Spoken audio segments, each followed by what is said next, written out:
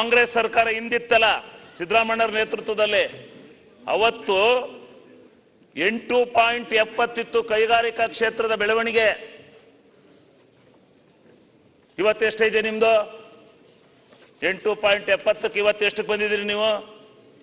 3.86ಕ್ಕೆ ಬಂದಿದ್ದೀರಿ. 3.86. ನೀವು ಕೈಗಾರಿಕೆ ಅಭಿವೃದ್ಧಿ ಮಾಡ್ತೀರಾ ನೀವು? ಅಲ್ಲ, ಎಲ್ಲ ಕ್ಷೇತ್ರ ಒಂದು ಕ್ಷೇತ್ರ ಅಂತಲ್ಲ ಇವ್ರ ಹಣೆ ಬರ. ಏನ್ ಮಾಡಿದ್ದಾರೆ ಇವರು?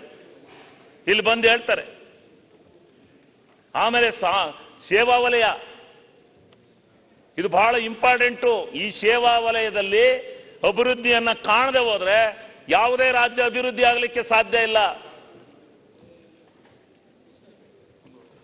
ಆ ಕಾಂಗ್ರೆಸ್ ಸರ್ಕಾರ 17-18ರಲ್ಲಿ ಇದ್ದಂತ ಸಂದರ್ಭದಲ್ಲಿ 9.69 ಸೇವಾ ವಲಯದ ವ್ಯವಸ್ಥೆ ಇತ್ತು. ಇವತ್ತೇನಾಗಿದೆ? 4.25 ತಂದು ನಿಲ್ಲಿಸಿದಿರಿ.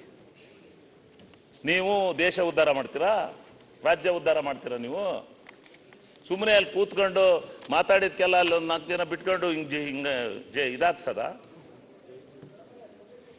ಹಂಗಲ್ಲ.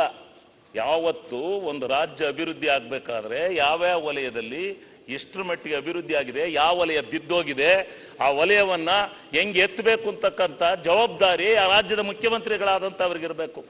ಅದನ್ನ 4 ವರ್ಷದಲ್ಲಿ ಏನೂ ಮಾಡಿಲ್ಲ. ಇವ್ರ ಸಾಧನೆ. ಎರಡನೇದು, ಇವರ ರಾಜ್ಯದ ಹಣಕಾಸಿನ ಪರಿಸ್ಥಿತಿ ಹೆಂಗಿತ್ತು? ಇವರ ಹಣಕಾಸಿನ ಪರಿಸ್ಥಿತಿ ನೀವು ಅರ್ಥ ಮಾಡ್ಕೋಬೇಕು.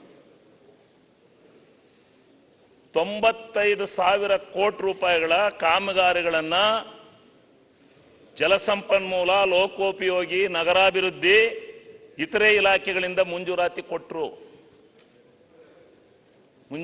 ಕೊಟ್ಬಿಟ್ರು ಕಳೆದ ಬಜೆಟ್ನಲ್ಲಿ. ಈ ಸರಿದಲ್ಲ, ಅದ್ರ ಕಳೆದ ಬಜೆಟಲ್ಲಿ ದುಡ್ಡಿಟ್ಟಿದ್ದು ಎಷ್ಟು ಗೊತ್ತಾ? 33.16. 95,000 ಕೋಟಿ ಕೆಲಸ ಮಂಜೂರು ಮಾಡಿ 33 ಕೋಟಿ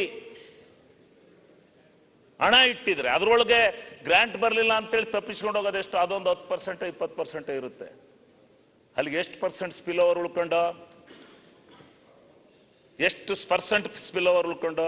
ಹೆಂಗೆ ಕಾಮಗಾರಿಗಳು ಮುಗಿತವೆ? ಕಾಮಗಾರಿಗಳು ಮುಗಿಸೋಕೆ ಹೆಂಗೆ ಕಾರಣ?